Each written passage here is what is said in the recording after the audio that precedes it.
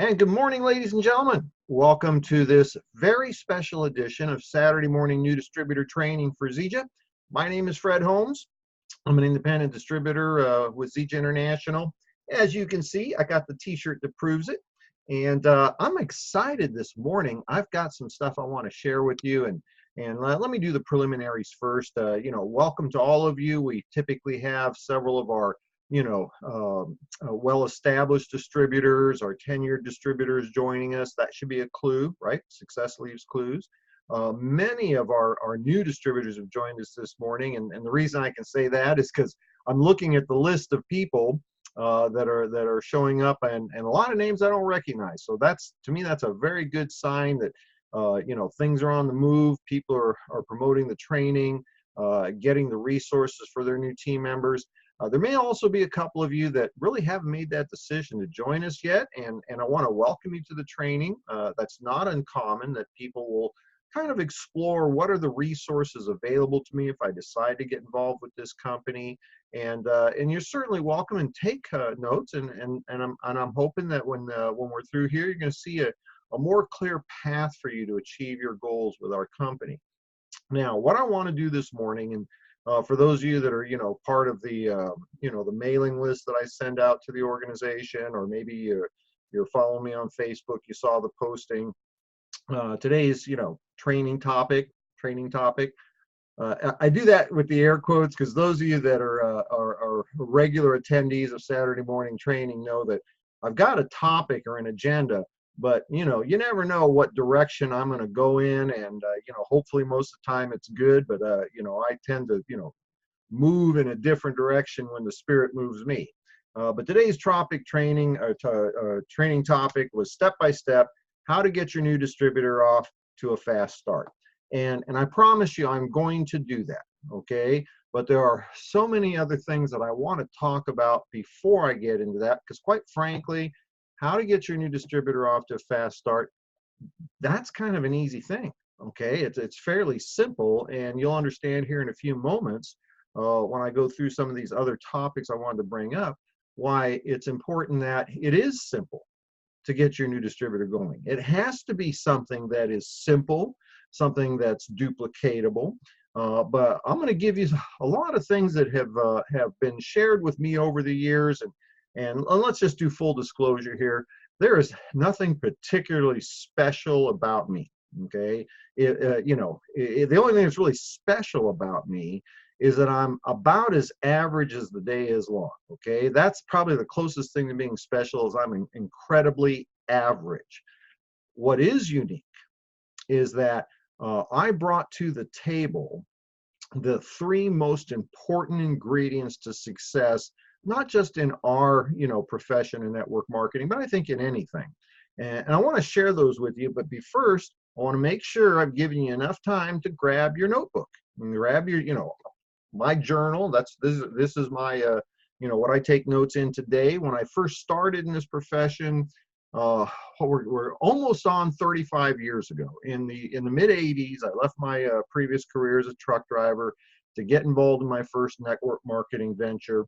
Back then my notebooks were these kinds of things, spiral bound notebooks. They were really cheap. I just bought a whole batch more. Come to find out, they're a lot more expensive these days than they were 35 years ago. It really doesn't make any difference. I got nice ones now. I got these nice, this one's from jimrohn.com, nice leather bound, got the little gold foil pages like your Bible does, with that little stringy thing, like that thing. That's really cool. Start archiving this information, because all I've really done in 3.5 decades of being either directly involved in the profession of network marketing or around the peripheries of network marketing is simply repeat the valuable information that I receive. One of the keys here, of course, is to be able to disregard or discard the information that is not of value to you. Okay, one of the things that I always like to point out is there's a lot of people make money teaching network marketing, okay, but there's very few of those people that made a lot of money in network marketing before they started teaching it. So there's a little clue on who you should be paying attention to, right? And I don't make any money teaching network marketing directly. I will at some point in time, retire, I suppose, if that's what you want to call it, and I'll write a book. And I've already got the title of the book, but I'm not ready to quit building the network marketing business yet. So I'll give you a title book later. All right, now, the three things that separated me from every other person that ever joined a network marketing business and didn't create the level of success they wanted. Every single person that had great desires to create something of substance, the time freedom that they wanted, the prosperity they wanted for their family in the network marketing business, and didn't achieve it. The three things, the only difference between me and anybody else are these three things. Okay, number one, I was willing to work. Okay, I've always been a hard worker. I don't know any other way to do that. I was raised by a single mom. My mom is, first generation in this country. My grandfather immigrated, across the Mexican border to this country in 1908. Eked out a living, not being able to speak the language, having no marketable skills other than labor, and, was able to raise his family. I think there's like 6 or 7, uncles and aunts. My mom is the last one that's left. I didn't come to this profession with, previous sales, marketing, presentation skills, what have you. But I had those three ingredients. Number one was a willingness to work. So be very clear. You are going to need to do something in this business. Number two, I was willing to learn. I was highly coachable. It never occurred to me to try and figure out how to do this when I was working with somebody that had already done it. Now, this was a big advantage to me. My very first network marketing company, my personal sponsor was already $1 million earner. And that was a big advantage to me. And I'm not saying that, I was just some dumb truck driver, I fell out of a truck and then, jumped up, dusted myself off in a $2,000 suit and I drive a, exotic sports car. No, it took a long time for that to happen. But what I am telling you is I'm a pretty smart guy when it comes down to taking a look at people, figuring out, who's the real deal, who isn't the real deal. And one of the things I figured out real fast in network marketing, even though I knew nothing about the business end of the business, what I figured out was my sponsor wasn't going to make money off of me unless he taught me everything he knew. And so that gave me the confidence to know that I didn't need to know that I had somebody else there that had a vested interest in my success, if you will, a fiduciary responsibility to empower me to do the very best I could. Of course, number one, willingness to work, that part I had to bring to the table. Number two, I was coachable. I was willing to learn. I didn't try and reinvent the wheel. Number three, and this is the most important ingredient for success. And yes, I'm sharing this with you because I want each one of you to kind of do a self-evaluation. Find out what areas you're strong in, what areas you're weak in. And if you're weak in a given area, maybe you're weak in, your work ethics. Well, maybe you need to step up the game a little bit. Maybe you're weak in your coachability. Maybe you need to get a little more coachable. The third ingredient for success, the third thing I brought to the table, I brought this to the table in spades. I mean, I was white hot, burning desire. You gotta have a desire to succeed. Why you need to be successful. And folks, it's gotta be more than just the money. Okay, and yeah, I get it. When I first started in this business, yeah, I had an income goal. I joined my first network marketing company, not because I, fell in love with the products. I bought $2,000 worth of the products before I got to sample my first one. It wasn't because of, any particular thing other than the fact that it was a vehicle to create financial, prosperity and time freedom. Those were the two things that I was looking for. For those of you that maybe I don't know well yet, my motivation to get involved in network marketing, I had a special needs son that was going to require a very large investment, financial investment in the resources that he needed. And I was the one that was going to have to come up with the money. School district wasn't going to do it. I also recognized how important it was to me to be able to be with him during those, early years. And anybody, all parents know this, we're the most important aspect of, element of our child's success. And so I had a white hot burning desire to succeed. It was the future of my son. And, you got to ask yourself, what would cause you to quit? And if your desire is great enough, the answer is nothing. What would cause me to quit network marketing if the future of my son depended on it? So those three things: willingness to work, willingness to learn, be coachable, burning desire to succeed, those were not only the only thing I really brought to, my new venture in network marketing, it was the only thing that separated me from anybody else that's ever tried and failed and didn't follow through.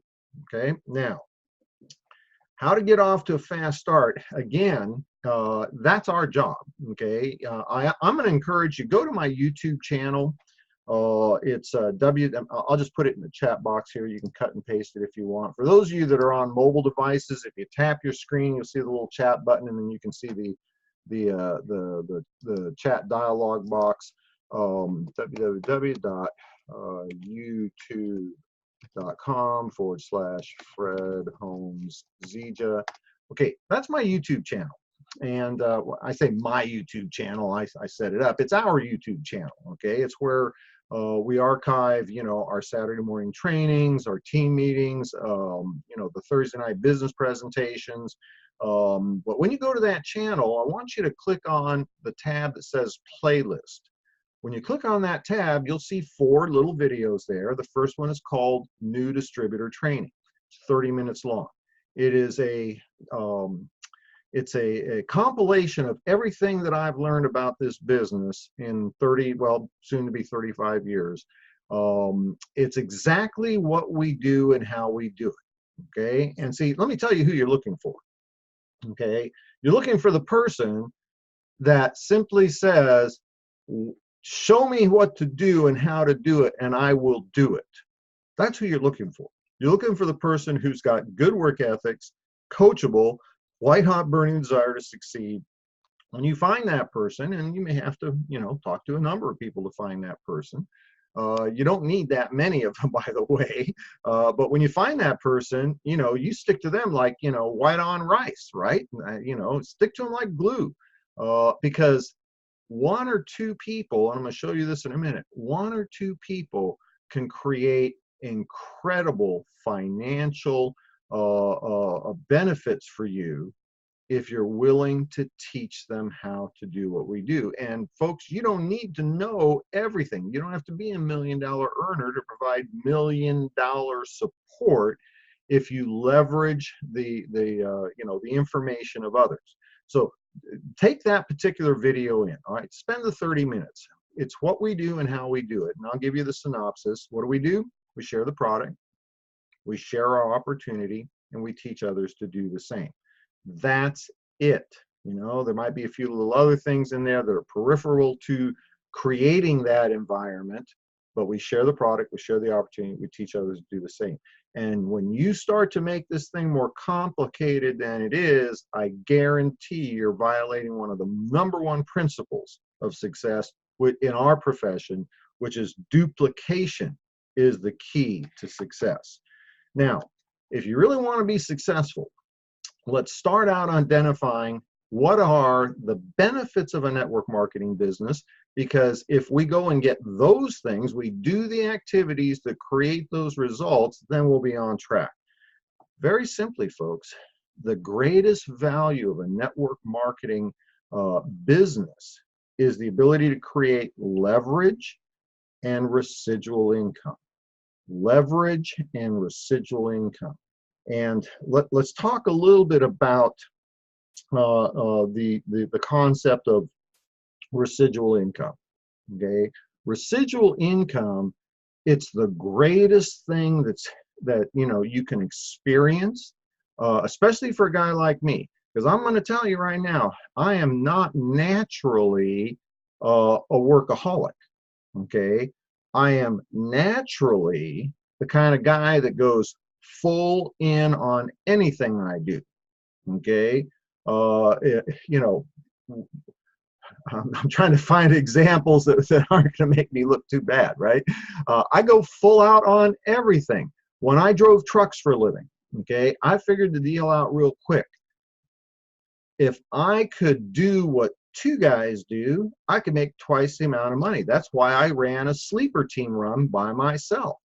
I don't know anything other than going full in 110%. Okay, when I go on vacation, I go full in 110%. When I get on the road and I got somewhere to go, for a while there, I was raising my grandson, and then we got to that stage of time where it was, my son and my grandson were old enough to be on their own, and so I commuted from Southern California to Reno, Nevada, every week, 1 week up to spend a week with grandbaby after the boys moved out on their own, and 1 week back.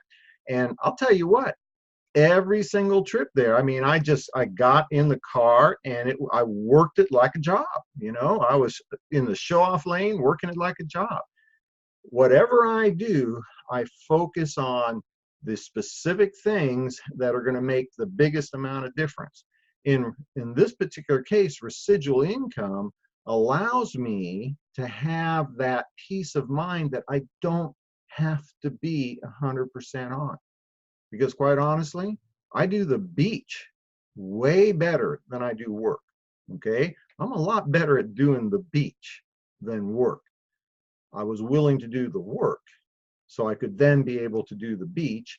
And I'm not bragging here. I'm just trying to give you a little vision of the potential. What most people consider to be a dream vacation of a lifetime, I do that a couple times a year. I used to do it several times a year, but some of you know my primary focus in life now is caring for my now 93-year-old mother. She has dementia, so my big goal in life is to keep her here in her own home. So it's not that easy for me to get away anymore. But wouldn't you want to be able to have those kinds of experiences, and would you be willing to pay the price for a short period of time to have whatever you want for the rest of your life? Now, the concept of residual income is whether or not you work today doesn't determine your income, that your income is going to continue to go on and on and on. For a very select few people, if you could take, $10 million, accumulate $10 million and put it into safe, secure investments. In today's interest rates, that could make you, $500,000 a year residual income. That's great. There's only one little problem with that.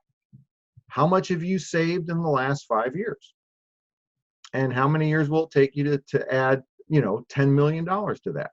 See, network marketing has the capacity seriously, I'd have to have $10 million in investments to create the residual income that I've been able to create with this company. I mean, for the average person, network marketing is their best chance to create a residual income that, only millionaires, can achieve. Now, our residual income comes from the development of customers, people that use our Zija products. Now, not everybody uses as much Zija products as I do. But what if you had a customer that simply used, $100 or $200 or $300 a month of Zija products? Some people are thinking, well, that's a lot of money in Zija products. It really isn't when you start to think about this. Okay, how many people spend money on supplements? How many people spend money on, personal care products, skin care, hair care, what have you? How many people spend money on, household cleaning products and so on? Products at different times of the year. For instance, summertime, you're more concerned about your sun and the skin. Wintertime, whatever. The point I'm making here is that when you start adding up all the things people spend money on, and you start to realize we have a product that does what they're looking for at a competitive price, but it's way, way better, it's pretty easy to see how all of a sudden, if you had, 10 people, that could be, you know, 10 people at $100, that's $1,000 worth of volume in your business, or 2,000 or 3,000. If you had 100 people, now we're talking about, at $100 a piece, we're talking lots of volume that you can create a commission on. So the concept of residual income comes from the acquisition of customers. Now, the second component or benefit of a network marketing business is leverage. First one is residual income. And for those of you who've been around for a while, you know this. Me personally, I've got people that have ordered the product from Zija because I introduced them. They've been ordering these products for like, 8, 10, 12 years in some cases, that I've been getting a weekly commission check on. Now, it might not be that much. It might only be $15 or $20 or whatever. But the fact is, if you think about it, even, a $10 commission once a month, that's what? Once a month, that's $100 a month times 10 years. That's $1,000. Wouldn't you want to have customers that were giving you, $1,000 a year? How many customers would you like? 10, 50, 100, 1,000? If all they're doing is they're giving you just, a small amount of money every month, right? Now, and I hope you enjoyed trying to seeing me try to do math in my head. That's worth the price of admission right there. That's got to be a hoot. Now, if acquiring customers is the key to residual income, then what we want to do is want to figure out the most efficient way to acquire customers. That's the second benefit of network marketing, is leverage. Leverage means getting more done with less effort. So for instance, leverage, using a pry bar, the larger pry bar, you can get a nut off a wheel that's, maybe stuck more, right? Leverage is the ability to get much more done with less effort, or if you put in a lot of effort, getting huge amounts of stuff done. That leverage comes from developing other distributors, okay? And, this is very common. This is in the real estate profession, in the, insurance profession. Real estate agent, they make money selling houses. They make money, they sell a house, it creates a certain amount of revenue. They make some of that, their broker makes some of it. The broker has leverage because they could have 5, 10, 50, or 100 real estate agents selling houses. Now, they don't make the full amount. The broker doesn't make the full amount, but they get a little piece of every one of those houses. And so the broker has the leverage. They can sell 100 houses a month, for instance, whereas they might only sell 1 or 2 houses a month if they were an agent. They could have 100 agents selling 1 house a month. They sold 100 houses. And even if they only got, a half or a quarter or, a third, whatever of the commission that was available, they got a whole lot more money. Network marketing provides that kind of leverage to the average person because you have the ability to recruit, train, develop other distributors. And again, you don't have to be the guy or the gal that knows everything. You have to be the guy or the gal that can direct your new distributors to this. As a matter of fact, one of the things I'm going to point out something here, we've got Amy McKenzie. Amy McKenzie, one of our, most recognized distributors in the company. I find it very interesting whenever Amy does Saturday morning training on my behalf, the attendance is way higher because they'd much rather hear Amy than me. You know, I'm looking here and there's several of her team members that are part of this training this morning. Okay, what Amy has done is she has leveraged resources that are available to advance the development of her team. Okay, you don't have to be the person that knows everything. You have to be the person that can direct your team to the resources they need.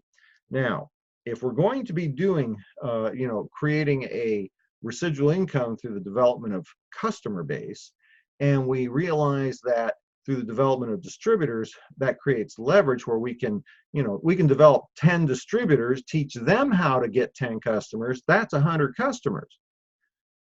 What happened, and that may take a lot more work than going out and getting 100 customers yourself.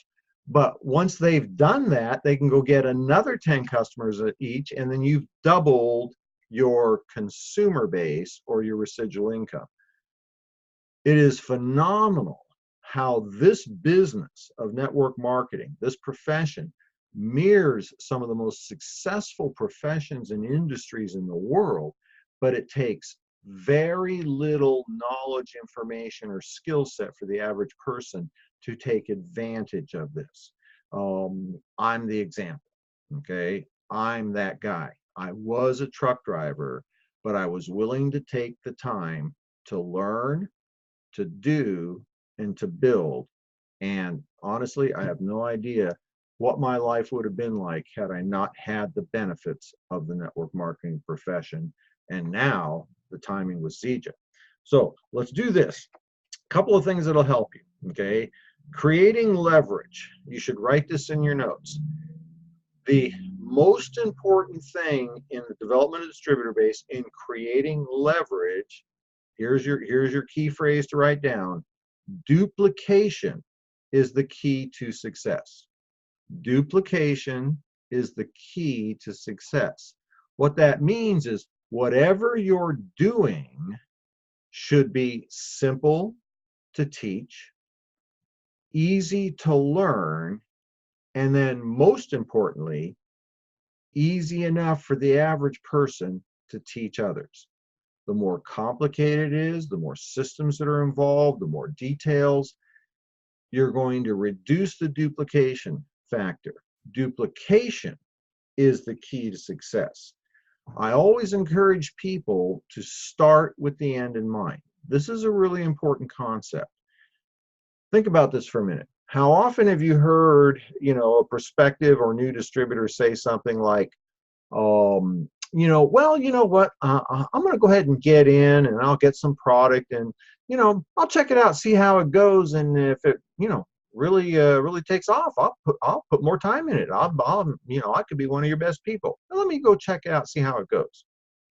Folks, that's not starting with the end in mind. Okay. That's not even starting. And I think it's important to realize you don't need a million people. You need a handful of people that want to be serious. And too often, we're just excited to have anybody join us. And I'm included in that. When I first started network marketing, I didn't know who I was supposed to look for. I thought I was supposed to look for people like me, but I didn't understand that I wasn't looking for truck drivers or carpenters or, mechanics or whatever. I was looking for people that had, above average work ethics, coachability, desire to succeed. Okay. Those people come disguised as doctors, lawyers, accountants, homemakers, welders. You never know what the disguise is, but you got to be clear on who it is you're looking for. Okay. Willing to work, willing to learn, burning desire to succeed. Now, the concept that I want to share here is start with the end in mind. Let me give you an example. Let's say you were fortunate enough to have or borrow $1 million so you could purchase a McDonald's burger franchise. Would you enter into that proposition with this attitude? Well, we'll go ahead and get it started. Let's see how it goes. If the thing really takes off, I'll put some time and energy into it. Would you invest $1 million in a project with any other attitude other than I am going to work this thing and be successful at it. Doesn't make any difference what the money is. Would you invest, $150,000 in a tractor trailer semi rig and see how it goes? No, you would work that business to become successful. And that's why I suggest, always focused on, with the end in mind. Make that the objective. Because if you try something, that doesn't mean you're going to do something. Here's another one, proud parents just had that first little baby. Oh, it's so cute and cuddly, we're going to give it a little bit of time. And hey, if it really does good, we'll keep it. No, people don't do that. Start with the end in mind, which means make a decision. What do you want from your network marketing business? And here's the real key, all right? It isn't about what you want for your new distributor. Find out what your new distributor wants, because it really doesn't take that much to accomplish high-level goals, so long as the goals are, number one, realistic, and number two, you have a correct timeline. Okay, think about this for a minute. If you're a blue-collar guy like me, okay, back in the 80s, I thought I was doing good. I mean, and I was doing good. Back in the 80s, I make $35,000 a year. Mid 80s dollars, you could make a living on that. You could raise a family. I don't know if you could buy a house in California, but you could raise a family. Okay, that was doing okay. Okay, that was doing okay. And at that amount of income, when I stepped into this profession, my income goals were to make $100,000 a year. Okay, essentially 3 times what I was making. And as I understood it at that time, $100,000 a year, that was rich.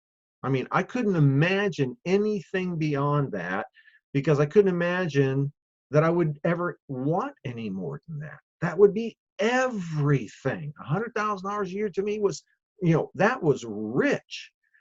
I didn't set a goal to make $1 million, because that would have been, first of all, inconceivable and unbelievable. Okay, it was not realistic given my frame of reference.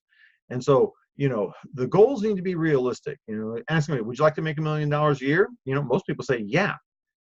For somebody that's accustomed to making, $200,000, $300,000, $400,000 a year, making $1 million a year, there's a logical process that they can go through to see themselves doing it. This is going back to some real basic personal development stuff, straight out of Napoleon Hill's book, Think and Grow Rich.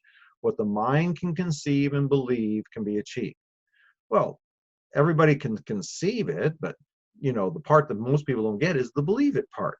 You also got to be able to believe that you have that capacity. So identifying your new distributor, what it is they would like to have, and given the fact that, if given realistic goals, and the million versus 100,000, that's not the point. Point is, what's the person believe?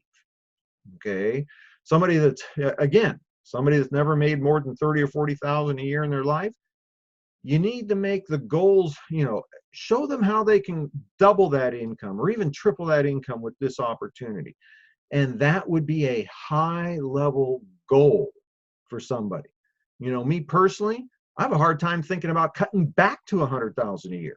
I mean, what used to be my dream goal is something I'm not even willing to lower my standards to. I can't afford to, spend that much on care for my mom right now, if you think about it. If you convert it to after-tax dollars. So start with where your person's at. Have them tell you what they would like. And whatever the goal is, so long as it's reasonable and you have an appropriate timeline, it's achievable. Now, all of this is based upon the fact that we've got ZG International.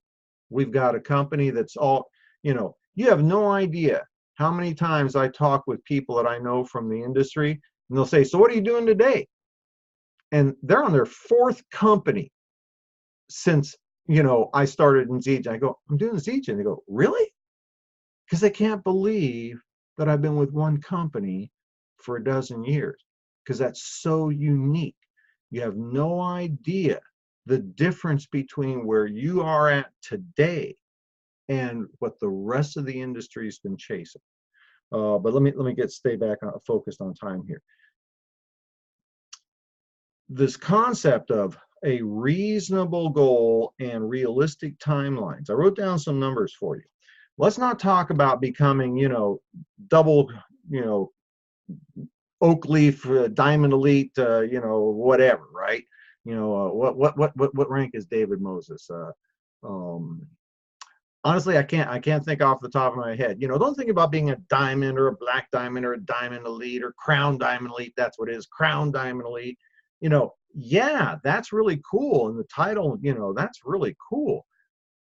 But you know what? What's even more cool? It's the money. And so I wrote down some numbers for you. Do you realize that if you are a gold distributor that has maxed out the comp plan, meaning you've created the volume to the highest level of what a gold can be paid at, that is $78,000 a year. Just a gold. Just a gold.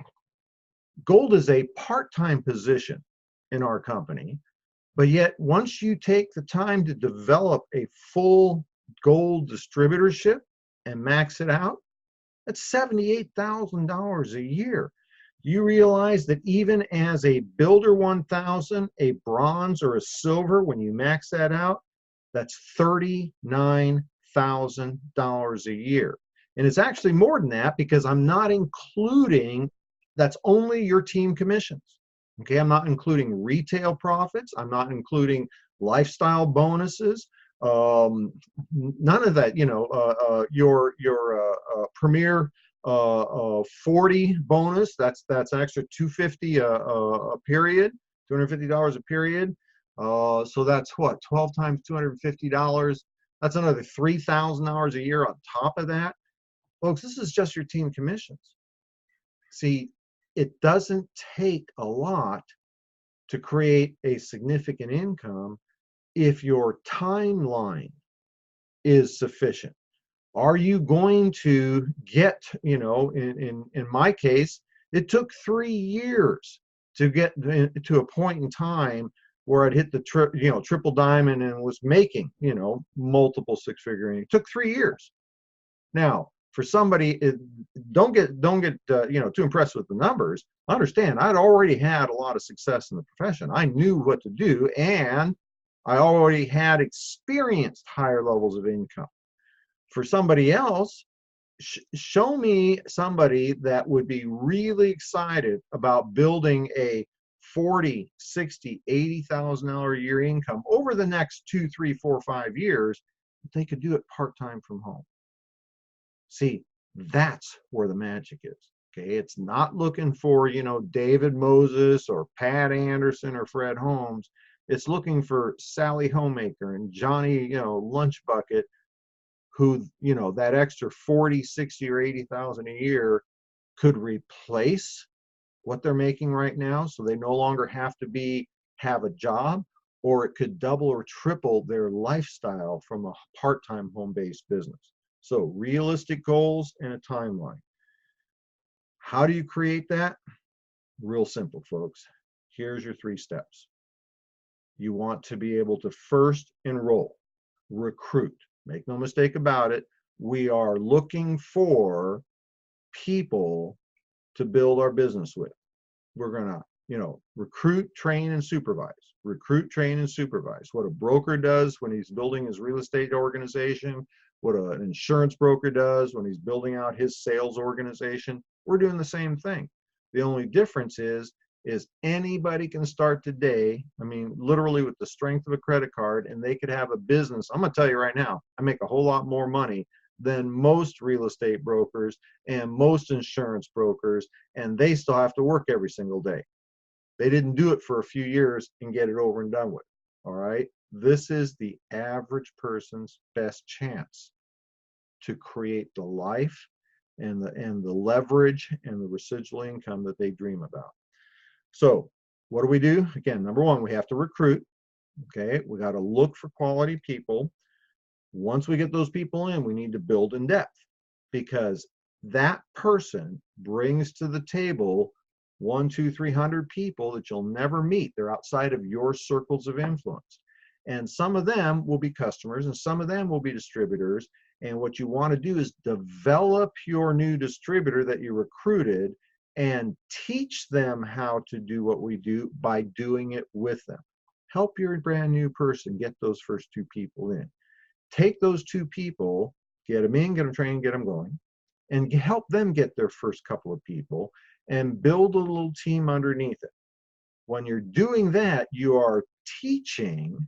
Teaching isn't doing what I'm doing, okay? I'm providing information. Real teaching is working with that person and helping them do this. That's the experiential nature of this type of business is extremely powerful.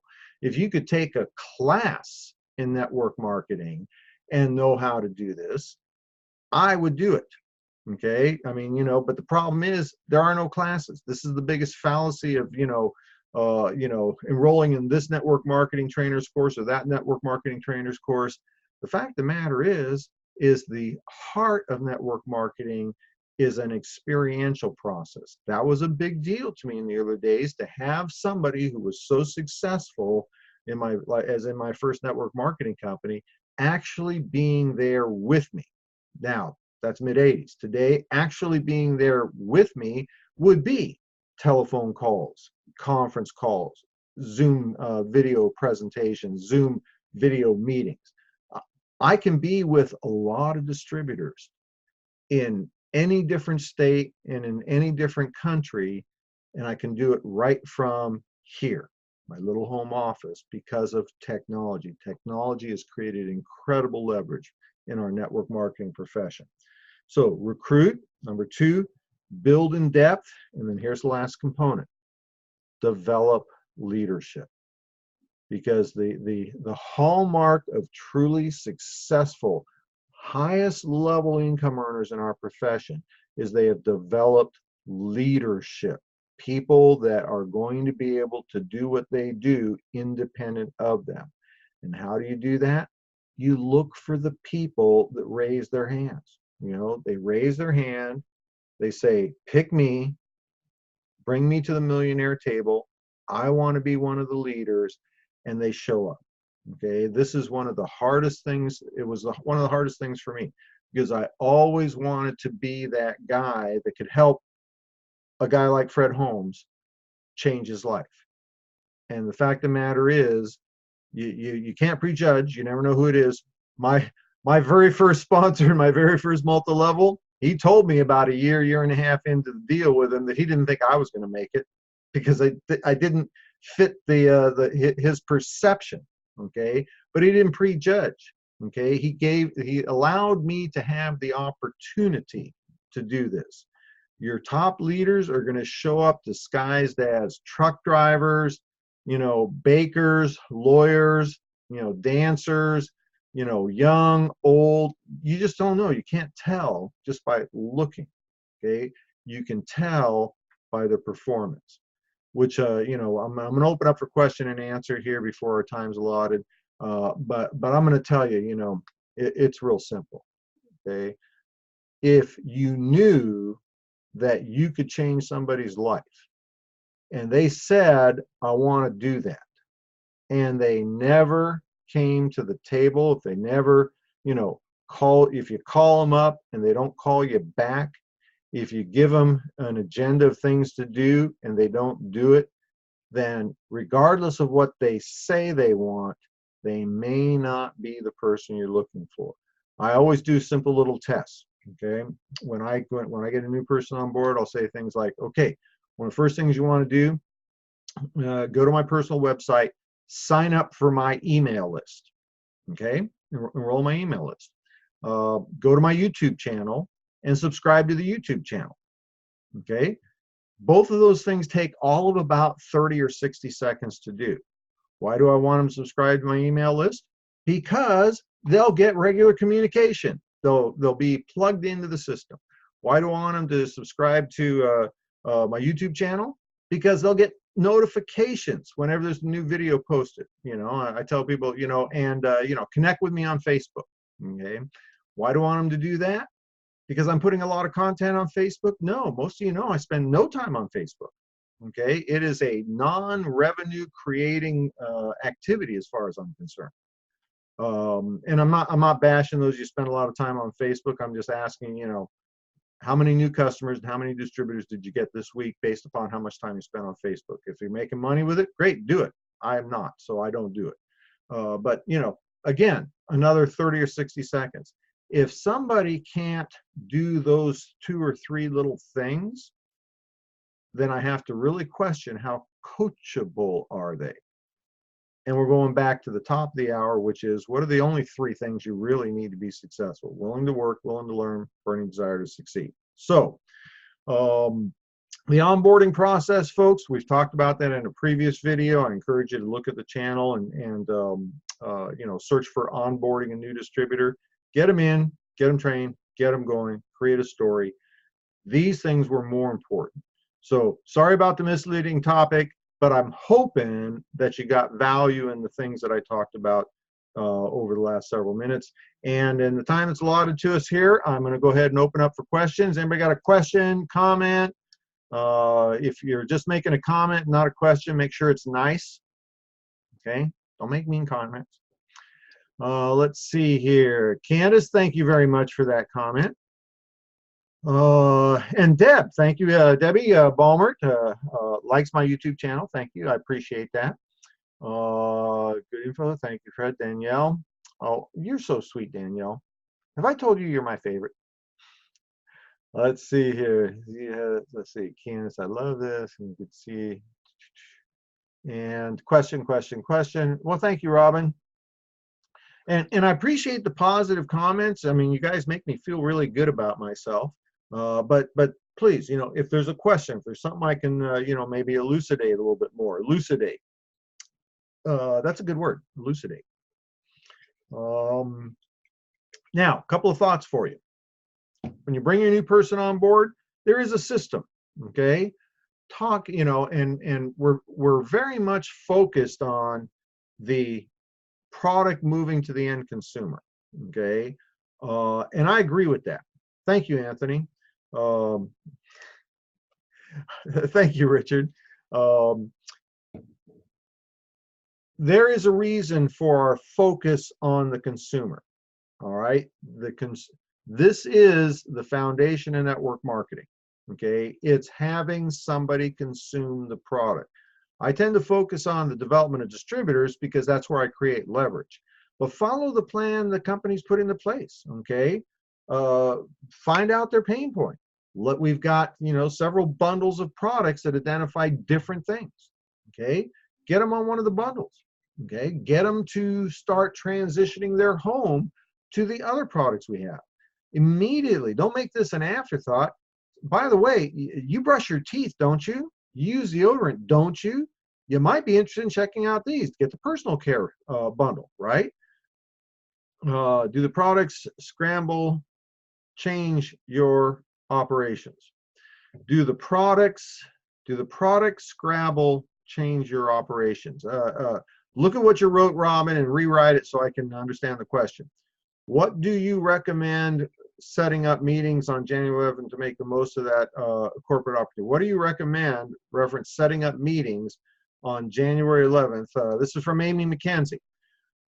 I think that process is more important than, you know, techniques or events or what have you. The company has put into place a process of periodic events that'll cycle throughout each year. There's an ebb and flow to that. And so I believe that if you have sufficient resources to set up an event, and by that I mean resources and people, okay, if you could set up, if you got a local organization, 2 or 3 distributors, and maybe each one of them has 1 or 2 distributors, and you could promote a big event. Let's assume that you have a house environment, or maybe you're part of a condo complex that's got a clubhouse, or you could do it at the church or the local school or something like that, where you could get, 20 or 30 people into that event. I think that's a great thing. Why? It's part of the process.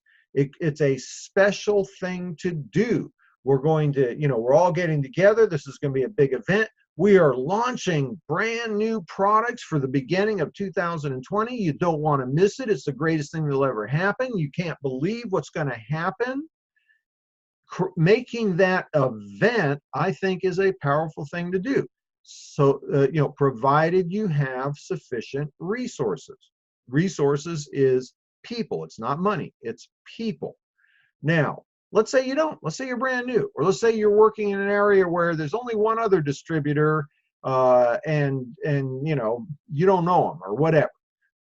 Then what I would be doing is I'd be focusing on the nearest event to you. Okay, nearest event to you, and then promote that event and bring people to that event. But let me tell you what I'm doing. Okay, and you can do it or not. That's up to you. Okay, I'm just saying that, this is what I'm doing. So take it for what it's worth. I'm not focusing on creating an event where I'm at. Okay, I'm focusing on where all of the events are going to be. And every week we see a new place where one of the kickoff events is going to be.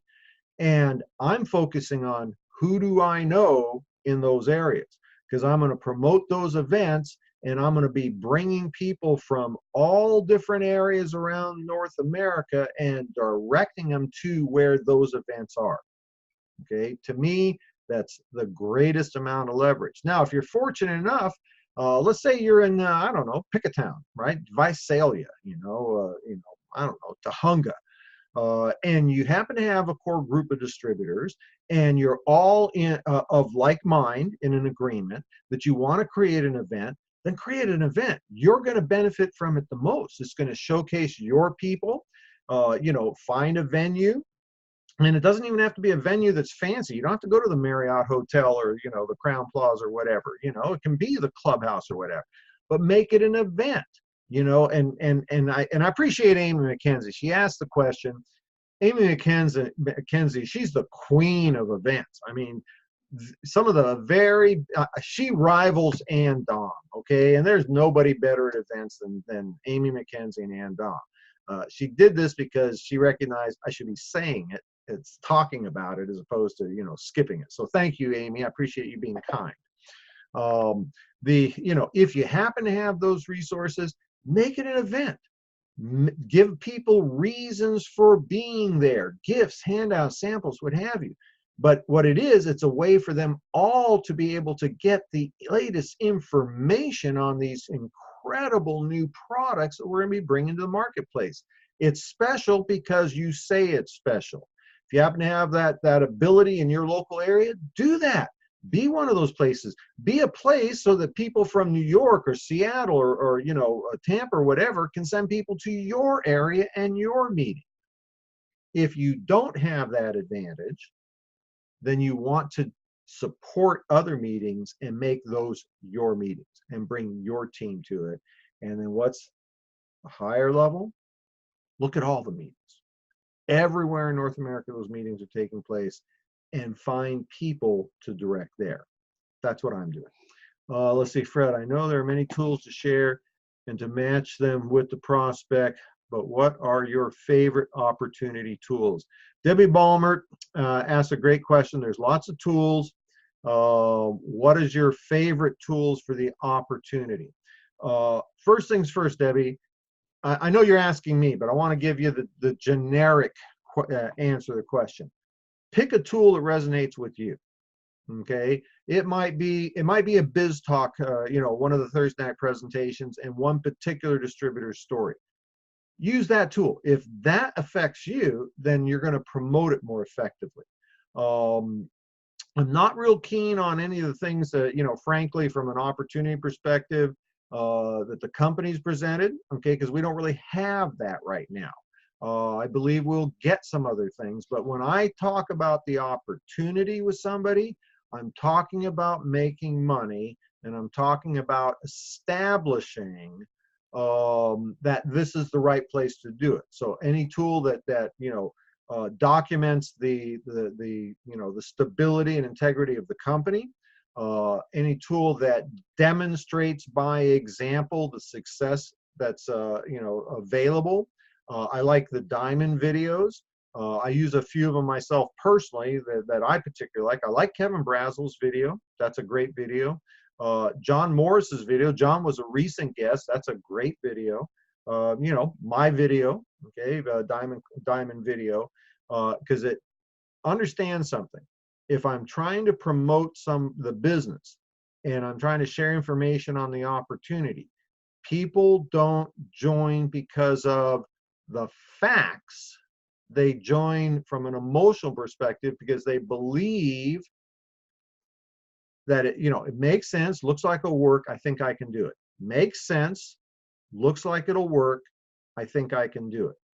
And so when I first joined my very first network marketing company, the presentation I saw, the guy that introduced me, he had a little, hour long, one of the big annual conventions of the meetings of that company, and he had like an hour long presentation, and he forwarded past the company story, past the product story, went to the opportunity.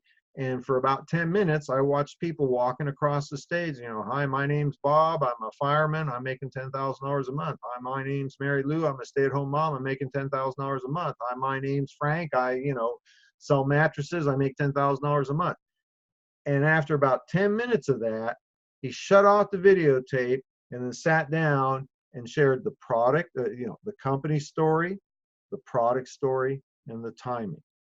And he would have had to really mess the deal up for me not to join, because what I started with was an emotional reaction to these people of all different walks of life having what I wanted. And my truck driver brain said they couldn't all be lying, right? They couldn't all be lying. So I hope that helps. And I don't know if it did or not. Let's see here. That answered it, Fred. Thank you. Oh, okay. I didn't know I answered your question, Robin, but thank you. Yes, system trumps all, duplication model.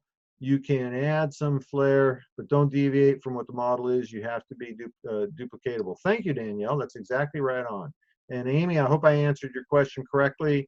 And let's see, Dwayne Dyer did a great interview on Biz Talks. He is, that interview, and it's probably, I'm guessing, it could be several months old. I think it might have been back in April or something like that. On my YouTube channel, when you get to my YouTube channel, not YouTube in general, but the Fred Holmes Zija YouTube channel, there's a little search box in there. Type in Dwayne Dyer, type in Amy McKenzie, and you'll be able to pop up several of the videos. You'll find that one that Dwayne Dyer did. Amy McKenzie did an excellent job of interviewing Dwayne Dyer. Dwayne Dyer, incidentally, just to tell you, Dwayne Dyer is a guy I've followed for many years in the industry.